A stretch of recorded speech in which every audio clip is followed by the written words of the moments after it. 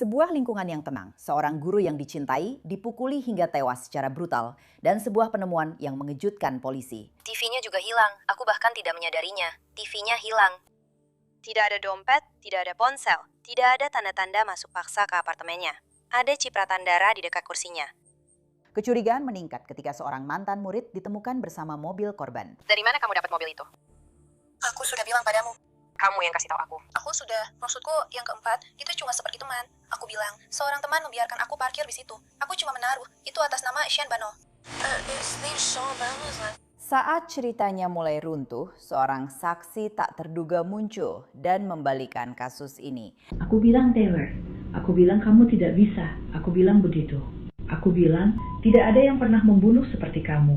Kamu marah. Aku bilang, apakah dia pernah menyakitimu? Atau mendorongmu. Apa kamu tahu? Saya Elizabeth Milner, dan selamat datang di episode Female Criminals kali ini.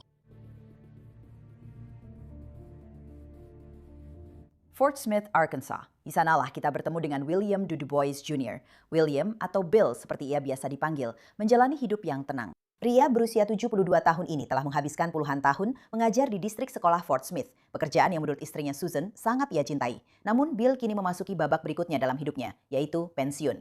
Masa pensiun berarti lebih banyak waktu untuk memperhatikan kebutuhan kesehatannya.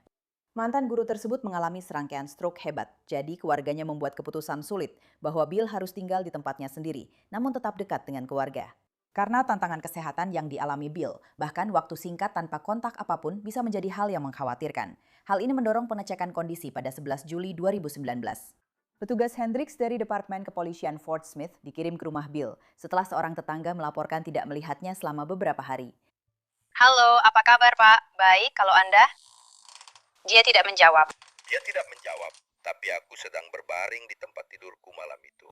Dan aku tidak bisa ingat jam berapa karena aku mendengar sesuatu jatuh, suaranya aneh atau terdengar seperti mobil. Ya, sebuah karpet. Di mana mobilnya? Mobilnya sudah tidak ada selama 2 atau 3 hari. Atau mungkin dia yang pergi? Oke. Eva yang memberitahu kami. Oke. Kamu yang memberitahu kami. Mobil apa yang dia kendarai? Dia punya sebuah Papan dengan salah satu.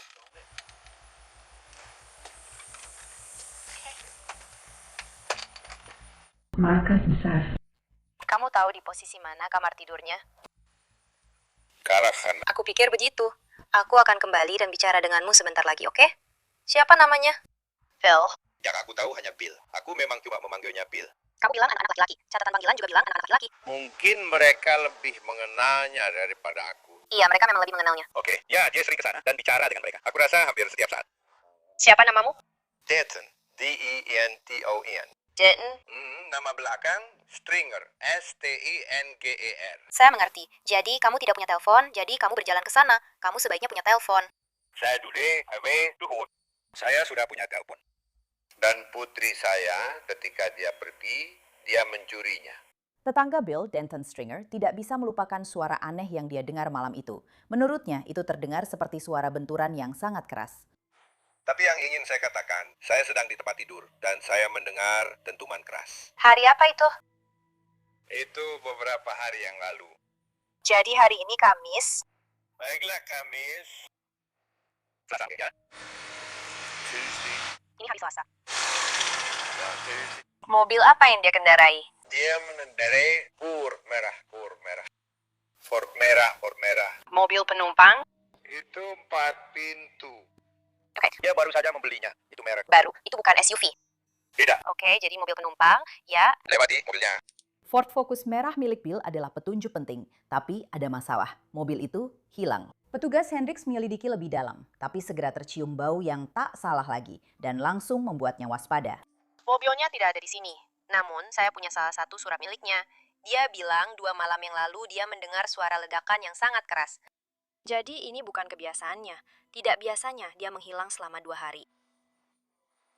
Ada bau aneh. Saat aku membuka pintu, tidak ada lalat di sini. Saat aku berbelok di sudut, baunya hanya tercium sesekali. Aku melihat satu lalat di jendela, seolah-olah mencoba keluar. Tapi memang begitu. hanya tercium baunya sesekali. Sebenarnya aku mencoba meminta mereka mencari nomor ponselnya. Dia bilang kamar tidurnya ada di pojok belakang. Aku tidak melihat apa-apa di sana. Aku belum mencoba jendelanya. Tunggu sampai kamu melewati pojokan. Saat itulah aku benar-benar. Dan aku tahu ada tempat sampah, tapi ada kaleng. Kamu mencium bau itu. Apa? Maksudku, kamu mencium bau yang kubicarakan itu. Iya.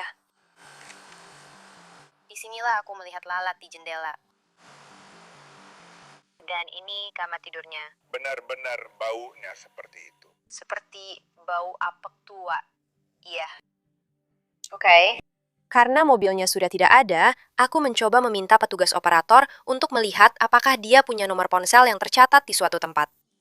Coba lihat apakah kita bisa menelpon dia, mungkin juga menelpon anggota keluarganya. Aku akan cek datanya dan lihat apakah dia punya kontak darurat yang mungkin bisa dihubungi.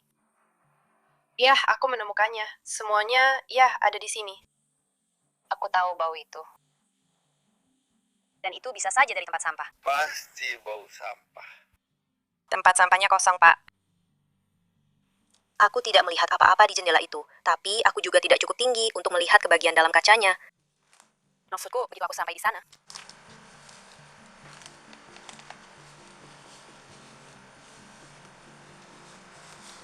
Hanya samar-samar. Aku tidak yakin. Aku masih ragu. Pada titik ini sesuatu jelas terasa tidak beres bagi petugas Hendricks. Namun, dia butuh konfirmasi. Untuk mendapatkannya, dia harus mencari cara masuk ke rumah Bill. Tapi dia tidak bisa masuk tanpa surat perintah. Itu pertanyaan yang bagus.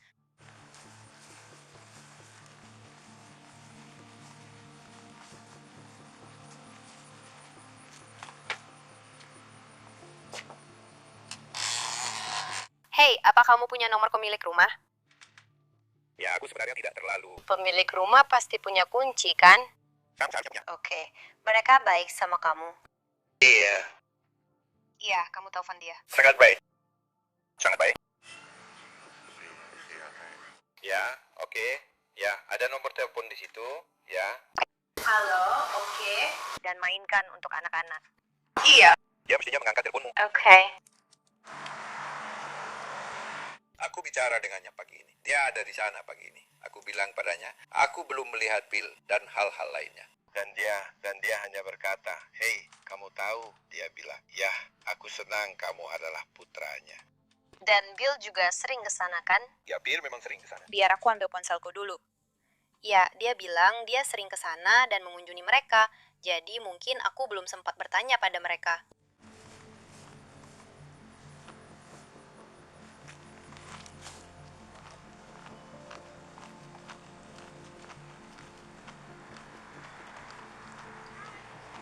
Aku akan masuk ke sana sebentar lagi. Jadi kamu tidak perlu berdiri di luar panas-panasan.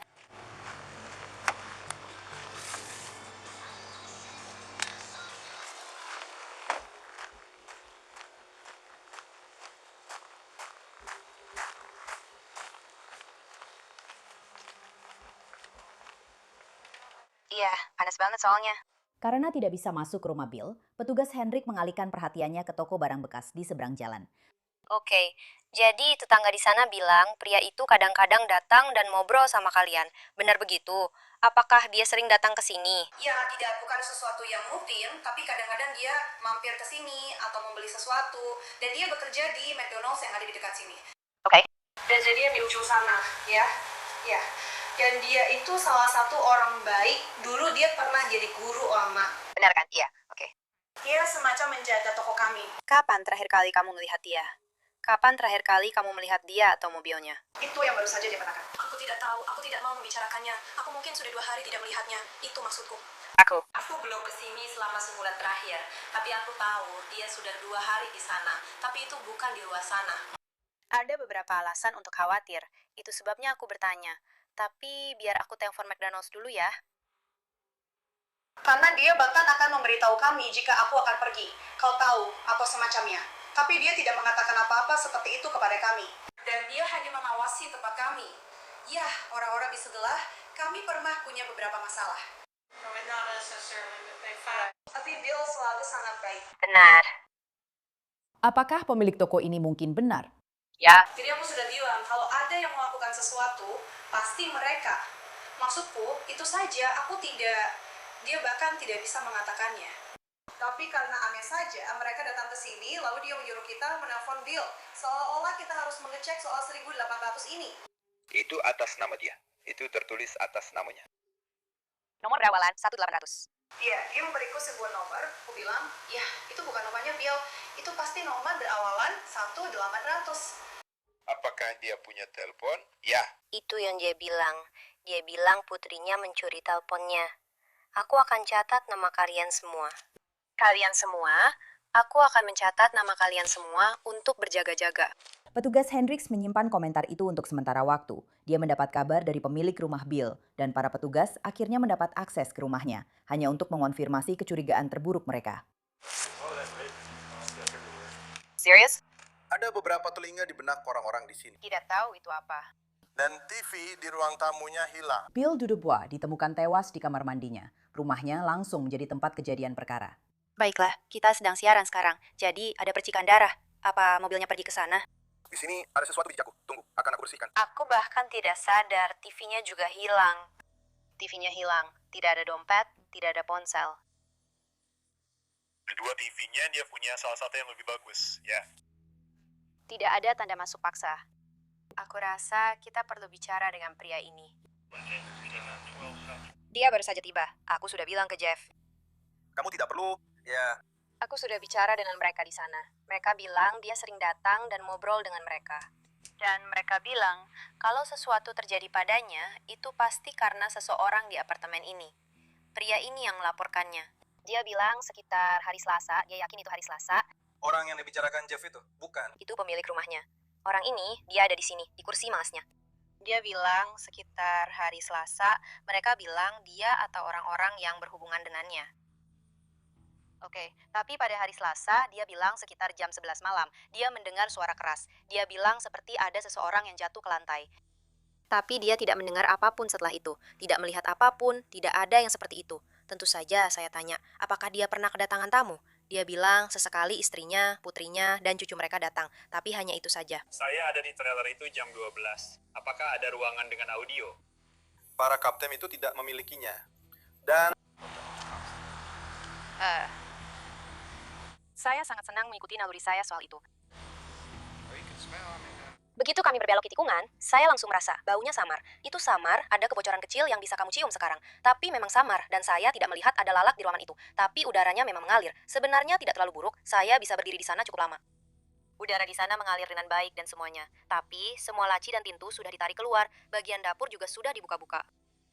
Kamu lihat ada semacam serat merah di mana-mana. Saya tidak yakin itu apa. Dia sedang berbaring di atas selimut yang serat merahnya menempel di saya.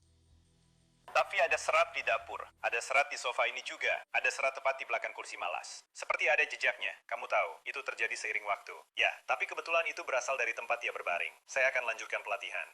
Semua bukti di rumah Bill mengarah pada kesimpulan yang suram, pembunuhan.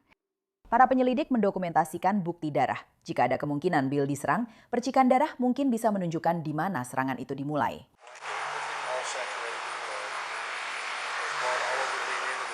sepertinya darahnya tidak hanya menetes, ada percikan darah. Lemari itu, tepat di sana. Ada percikan darah di situ.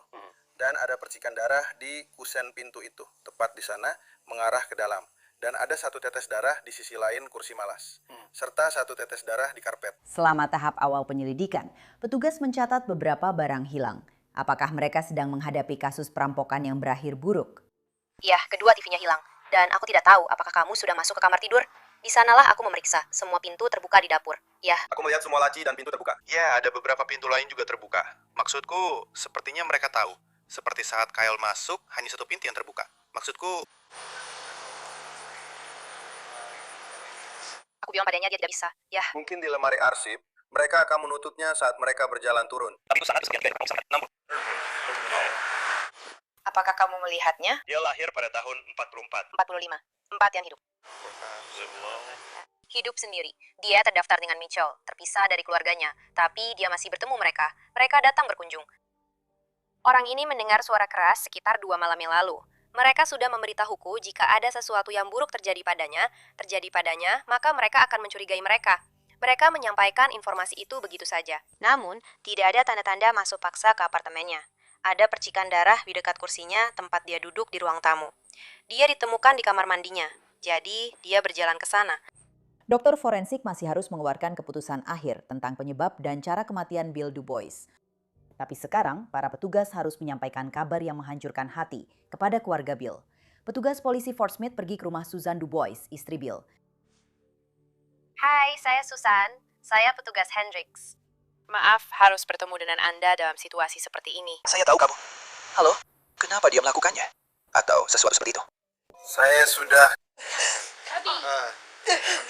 Saya bisa tahu dari cara kamu bertingkah kalau kamu sudah diberitahu, oke?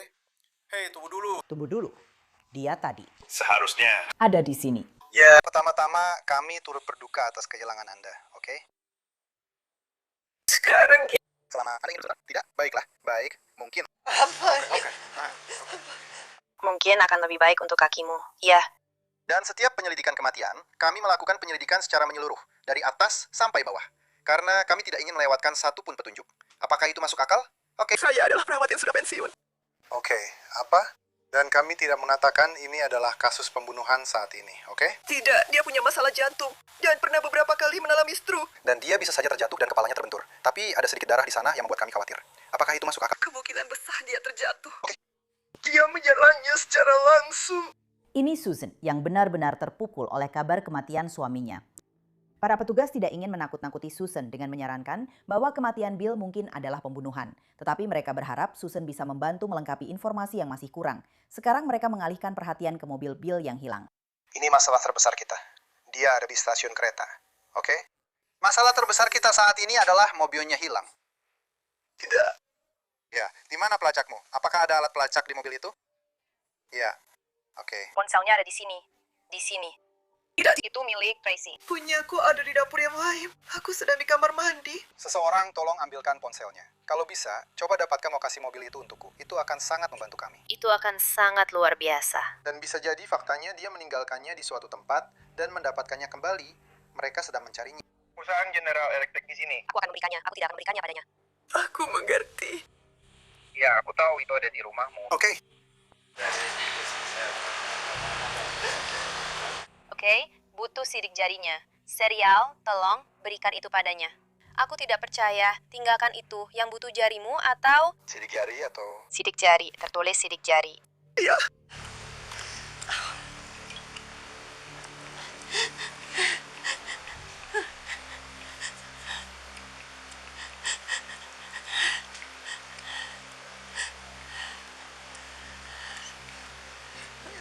Kamu harus menangkap sana. Sini. Dia akan memfotonya. Bagus. Aku bahkan tidak ingin menyakitimu. Tidak apa-apa. Cukup cepat juga. Aku... Jika ini adalah... Kamu punya lebih dari satu mobil di sana. 4 stasiun. 182 berikutnya di sini, jadi sudah di lokasi. Di dekat Kelly Highway. Itu. Saya tidak yakin apakah itu dia. Itu diparkir di sebuah rumah. Cepet. Dan itu juga lewat JB oleh penulisnya. Mobilnya ada di JP. Nyentuh. PY. Ryder. Bolehkah aku pergi ke sana, tolong? Dia di mana? Untuk saat ini tidak. Biar aku jelaskan alasannya, oke? Ada banyak detektif di sana sekarang. Jadi mereka tidak akan membiarkanmu masuk ke rumah juga. Oke. Aku ingin dia diurapi oleh para imam Kristus. Rex, kamu sudah menyalakan AED-mu. Dia datang ke sini. Aku akan jalan memutar karena aku bersama Justin dan aku tidak bisa masuk ke sana. Kami baru saja mengetiknya di sana. Aku akan mengirimkan foto di mana lokasi itu dikendalikan. Telejack Susan Dubois menjadi petunjuk penting. Petugas menemukan mobil Bill. Itu kantor polisi saya. Hei, keluar dengan tangan di atas. Kami tahu kamu ada di sini. Keluar sekarang. Departemen Kepolisian Fort Portsmouth. Silakan, taruh lalu lintas radio. Baik. Ceritakan pada kami tentang 3 bukti. Hei, keluarlah, keluarlah. Tidak apa-apa, tidak apa-apa. Cukup keluar di samping rumah. Siapa lagi yang ada di sini? Ini adalah penyelidikan. Kami akan menjelaskan itu. Kami akan menjelaskan itu. Siapa lagi yang ada di sini? Ada apa? Tolong jalan keluar ke samping rumah untuk saya. Siapa lagi yang ada di sini? Apakah ada orang lain di sini? Tolong jalan ke sini, tepat di sini. Ke kanan. Terima kasih.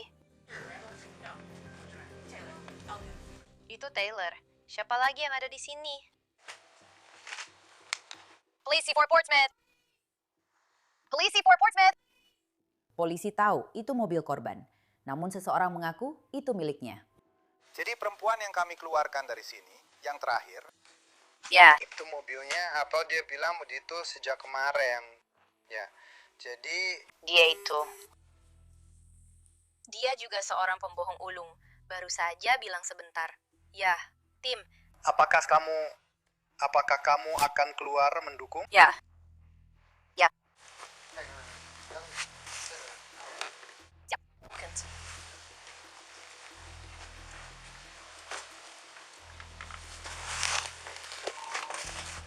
Untuk bertukar dengan mereka, pasti.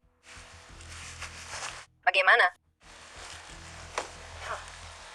Bagaimana? Kenapa dia? Kenapa mereka bilang ada pria kulit putih? Tidak ada pria kulit putih di luar. Kanal 1 bersih, 19.00.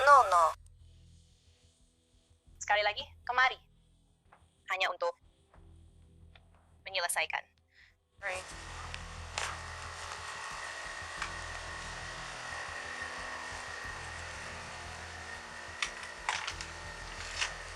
Hijau, oke. Jadi, rumah ini sebenarnya penuh dengan orang. Pemilik rumah yang sebenarnya tidak ada di sini. Tidak ada yang mengaku benar-benar tinggal di sini. Meskipun tidak ada barang-barang yang menunjukkan kita di sini. Maksudku itu agak berbeda. Jadi, aku tidak bisa benar-benar melakukan penggeledahan terkait pembebasan bersyarat. Begini masalahnya. Salah satu perempuan yang kami keluarkan dari sini, ketika saya tanya, mobil siapa ini di sini? Semua orang di taman adalah bagian dari tim. Saya bilang, itu mobilmu. Dia bilang, ya itu mobil saya. Saya bilang, ayo. Jadi saya bacakan hak Miranda padanya, dan itu saja yang saya lakukan. Disinilah kami bertemu dengan Taylor Elkins yang berusia 21 tahun. Taylor Elkins berasal dari Van Buren, Arkansas, sebuah kota kecil dengan kurang dari 25.000 penduduk. Sekitar 15 menit berkendara ke utara dari Fort Smith, Arkansas. Ia dikabarkan bersekolah di salah satu dari sedikit sekolah menengah atas di Fort Smith, yaitu Northside High School. Kebetulan itu adalah sekolah menengah yang sama tempat Bill dulu mengajar. Tidak jelas apakah mereka pernah bertemu saat itu, tapi apakah mereka baru-baru ini bertemu? Bagaimana lagi Taylor bisa menjelaskan kenapa mobil Bill ada padanya? Petugas Hendricks tentu saja. Apakah dia membacakan hak Miranda kepada Anda?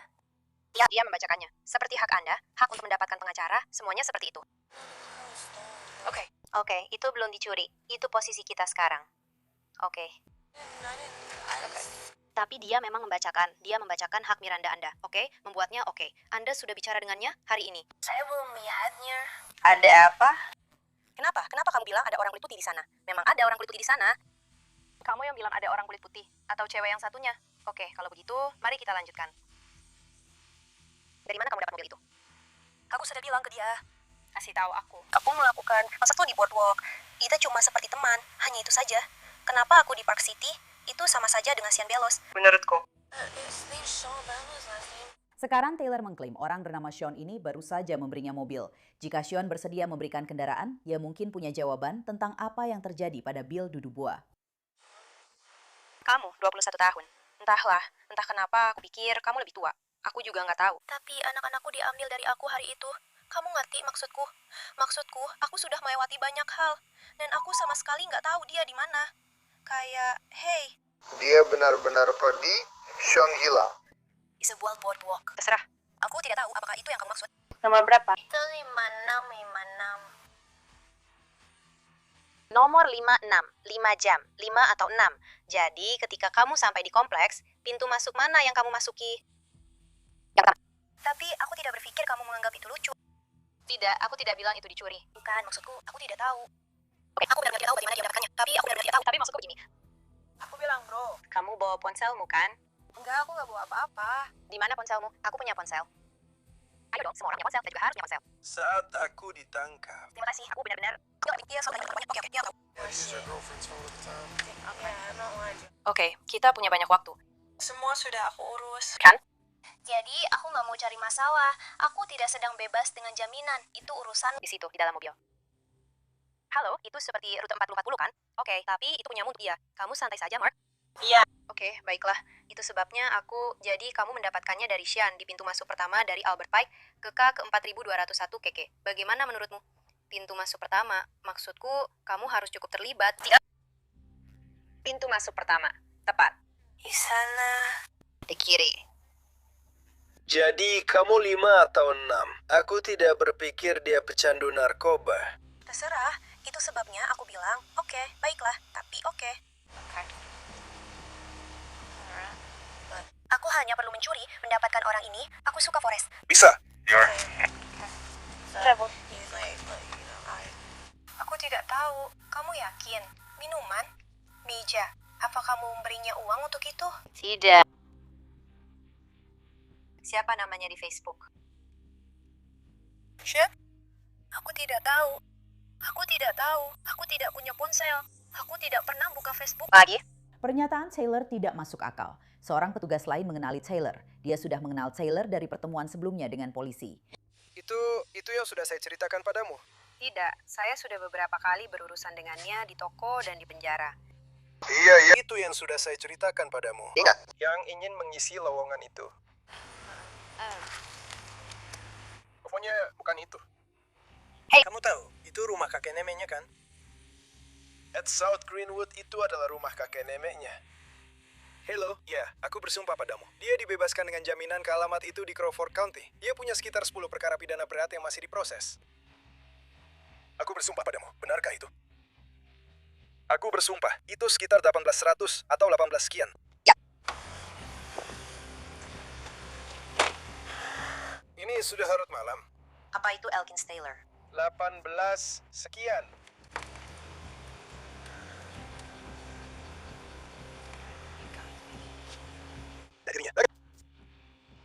Oke, nenek. Stop.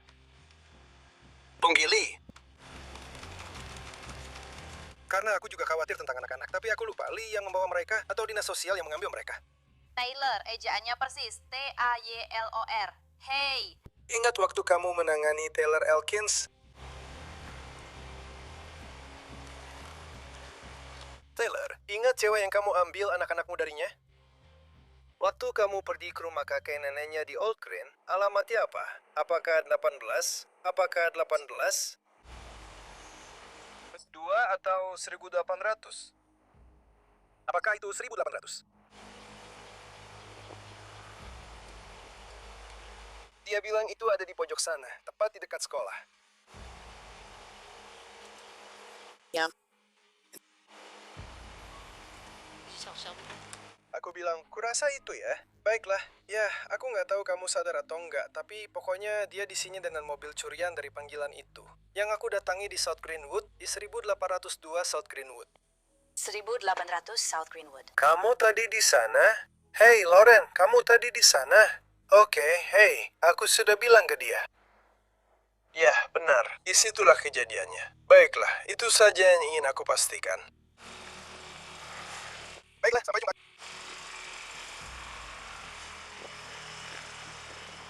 Itu yang aku katakan padamu. Itu rumah kakeknya. Dan dia dibebaskan dengan jaminan di sana. Dia punya sekitar 10 dakwaan kejahatan berat yang masih berjalan di Crawford. Semuanya di ISIS tentang itu. Dia dibebaskan dengan jaminan di sana, karena aku menangkapnya 2 minggu lalu. Dan kemudian sekitar seminggu setelahnya, alamatnya Adalah 1800 South Greenwood. Dia diduga melakukan kekerasan dalam rumah tangga terhadap pria yang menelpon unit. Wow. Dan itu alamatnya 1800 karena alamat kita adalah 1802. Semua datanya di ISIS tercatat di 1802. Kami ke sana minggu lalu. Dan, ya, minggu lalu kami ke sana, dan DHS mengambil anak-anaknya. Kami sudah baik, oke.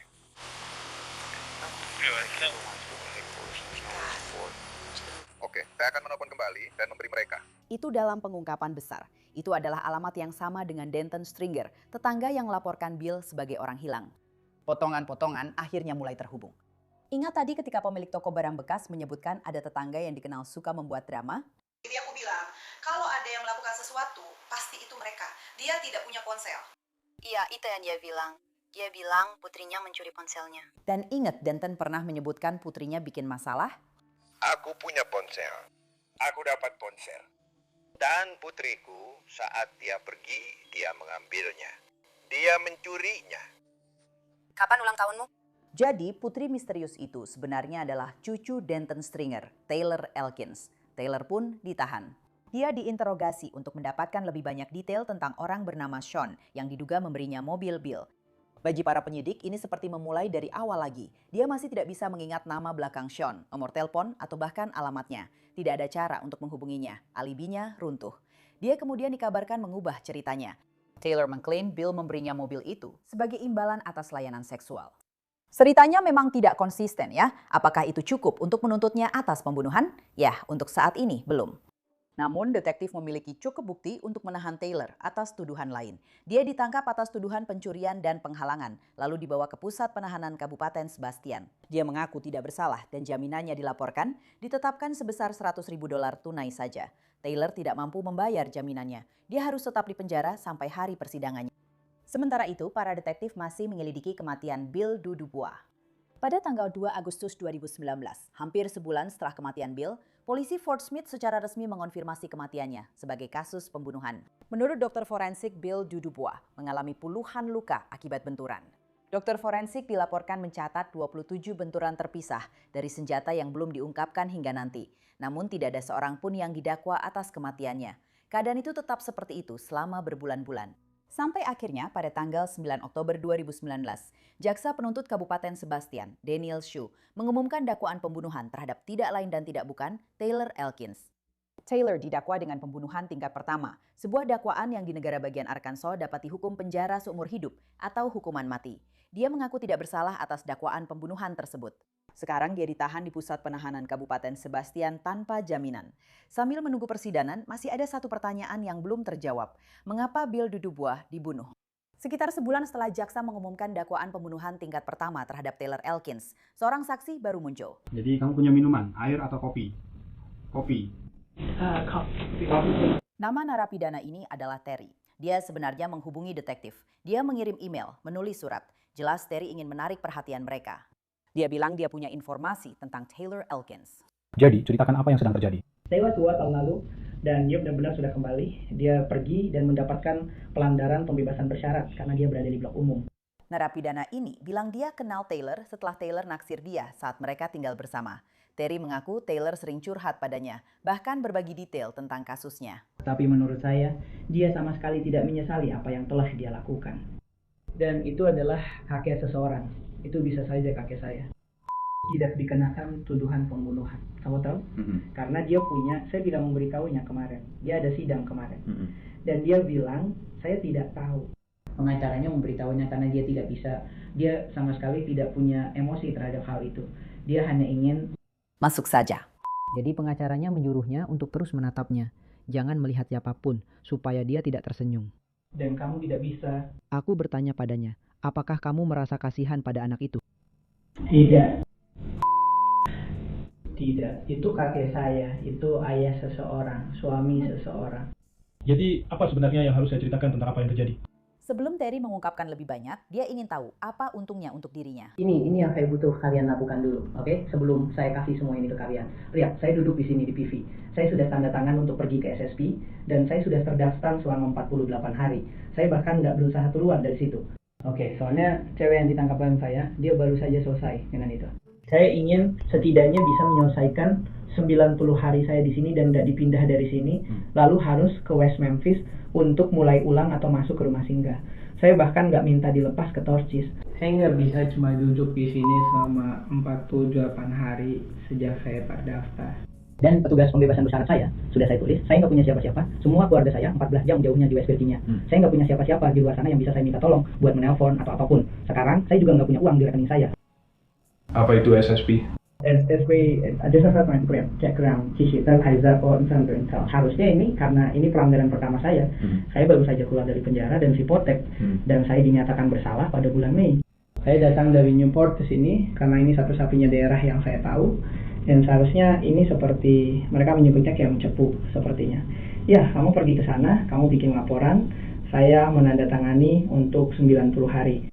Mereka bilang kalau saya berperilaku baik yang dicek oleh McPherson saya tidak pergi. saya tidak memulai masalah di dalam. Saya bisa keluar dalam 45 hari. Saya sudah menandatangani dan saya ditangkap tanggal 17 September dan saya menandatangani tanggal 20. Dan saya sudah menunggu selama ini. 30 hari saya tidak tahu, tidak ada siapa-siapa. Jadi intinya, kamu hanya ingin menjalani hukumanmu di sini. Kalau bisa, saya sudah menjalani 48 hari di sini untuk PV saya. Kalau saya bisa melakukannya di sini atau mengubahnya dan pergi ke gateway atau semacamnya, saya tidak masalah dengan itu. Tapi duduk di sini hanya membuang waktu, karena waktu di sini sama sekali tidak dihitung untuk itu. Inilah alasan kenapa penyidik kadang-kadang waspada terhadap informan dari dalam penjara. Tapi Terry bilang dia bersedia membocorkan semua yang dia tahu jika detektif bisa membantunya. Di sisi lain, detektif ingin memastikan informasi dari Terry benar-benar kuat. Lalu Terry mengungkapkan sesuatu yang mengejutkan. Baiklah, biar saya tanya sama kamu. Ceritakan, kasih saya sedikit saja supaya saya tahu kamu benar-benar tahu apa yang kamu bicarakan dan kamu memang sudah bicara dengannya. Oke. Itu adalah lampu, itu adalah palu. Saya tidak tahu kenapa mereka pikir dia mengadu soal ini kepadanya, karena kakeknya yang menyuruh dia membawanya ke tempat pembuangan sampah. Itu ada di 6 lokasi berbeda di tempat pembuangan sampah. Tidak ada siapa-siapa di rumah itu. Tidak ada siapapun di sana, sendirian. Dan itu bukan kejutan, dia membiarkannya masuk. Dan kata-kata persisnya adalah, ini perampokan yang berakhir kacau, tapi aku tidak peduli. Sekarang, bukan berarti aku bisa mengembalikannya. Beri aku 1 menit saja. Senjata pembunuhnya mungkin palu. Detektif itu meninggalkan ruangan. Dia bilang dia harus menelpon seseorang di kantor kejaksaan. Saat dia kembali, dia membawa kabar buruk untuk Terry. Terry, aku sudah bicara dengan kantor kejaksaan. Dalam situasi seperti ini, tidak ada yang benar-benar bisa mereka lakukan. Sejauh menyangkut masa hukumanmu dan urusan masa percobaan atau pembebasan bersyaratmu, itu bahkan tidak sampai ke meja mereka. Jadi tidak ada yang bisa mereka tawarkan atau lakukan untukmu. Tidak ada syarat, tidak ada siapapun yang bisa saya ajak bicara, bahkan petugas pembebasan bersyarat saya, hanya untuk melihat apa artinya. Maksud saya tidak bisa bilang saya bisa atau tidak bisa. Maksud saya bisa bilang, hey, lihat, dia sudah bekerja sama dengan kami, kamu tahu. Dan biarkan mereka mempertimbangkan itu jika mereka mau melakukannya. Oke. Tapi yang saya tanyakan, seperti yang tadi kita bicarakan, ini adalah kakek seseorang, ya. Dan sejujurnya, dia sama sekali tidak menunjukkan penyesalan atas hal itu. Dan dia memang seperti itu juga. Dan ada keluarga yang sedang berduka di luar sana. Kamu tahu, seseorang telah kehilangan ayah mereka, kakek mereka, dan seorang suami. Ya. Detektif itu masih ingin mendengar informasi yang mungkin dimiliki Terry, dan dia pun blak-blakan. Jadi mari kita mulai dari awal. Maksud saya, ceritakan apa yang dia katakan padamu tentang bagaimana ini terjadi. Saya tidak tahu. Ya. Bagaimana dia bilang, ya seperti itu. Awalnya adalah perampokan yang berujung acau. Dia pernah berurusan dengannya sebelumnya, tapi tidak pernah soal pil. Dia tidak memakai pil, dia bahkan tidak pernah punya pil. Itu soal uang. Dia marah. Dia bilang bahwa dia pergi ke sana hanya dengan niat untuk merampoknya. Dia hanya memakai pakaian dalam karena sedang bersiap-siap untuk tidur. Dan dia meminta uang kepadanya, tapi dia tidak punya uang. Dia hendak tidur dan harus bangun untuk melakukannya keesokan harinya. Lalu dia marah. Dia marah hanya karena dia tidak punya uang atau kau tahu. Dan dia memukulnya dengan palu sebanyak 36 kali. Itu yang dikatakan, ya. Ya, dia bilang, aku bilang. Aku bilang, kenapa?